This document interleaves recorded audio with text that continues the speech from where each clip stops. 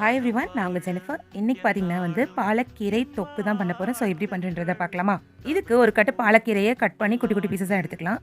மிக்சியில் வெங்காயம், தக்காளி, பூண்டு, எள்ளு, சீரகம் இதெல்லாம் சேர்த்து நல்லா ஃபைன் பேஸ்ட்டாக அரைச்சிக்கலாம். இப்போ ஒரு கடாயில் எண்ணெய் ஆட் பண்ணிவிட்டு கடுகு, சீரகம் போட்டு அது நல்லா பொரிஞ்சதுக்கப்புறம் நம்ம அரைச்சி வச்சு இந்த பேஸ்ட்டை இது கூட சேர்த்துக்கலாம். தக்காளியோட பச்சை வாசனை போகிறது வரைக்கும் நல்லா வதக்கிக்கோங்க. அதுக்கு அடுத்து மசாலாஸ் எல்லாம் ஆட் பண்ணிக்கலாம். என்னென்ன மசாலாஸ் ஆட் பண்ணியிருக்கேன்றதை கொடுத்துருக்கேன், செக் பண்ணிக்கோங்க.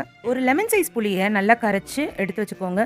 நம்ம மசாலாவோட பச்சை வாசனை எல்லாம் போனதுக்கப்புறம் இந்த தண்ணியை இது கூட ஆட் பண்ணிக்கலாம். இது ஒரு 5 மினிட்ஸ் நல்லா வதக்கி விட்டோம்னா லைட்டாக எண்ணெய் பிரிஞ்சு வரும். அதுக்கப்புறம் நம்ம கட் பண்ணி வச்சிருந்த கீரையை இது கூட சேர்த்துக்கலாம். கீரை லைட்டாக வெந்து வரப்ப நம்ம தொக்குக்கு தேவையான அளவு உப்பு ஆட் பண்ணிக்கலாம்.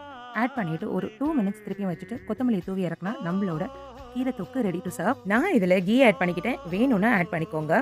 இன்கிரீடியன்ஸும் ஸ்டெப்ஸும் டிஸ்கிரிப்ஷனில் கொடுத்துருக்கேன், செக் பண்ணிக்கோங்க. நீங்களும் இந்த தொக்கை ட்ரை பண்ணி பார்த்துட்டு எப்படி இருக்குன்னு கமெண்ட்ல சொல்லுங்க. இந்த வீடியோ உங்களுக்கு யூஸ்ஃபுல்லாக இருந்துச்சுன்னா லைக் அண்ட் கமெண்ட் பண்ணிக்கோங்க. ரெகுலர் அப்டேட்ஸ்க்கு ஃபாலோ பண்ணிக்கோங்க. Thank you all.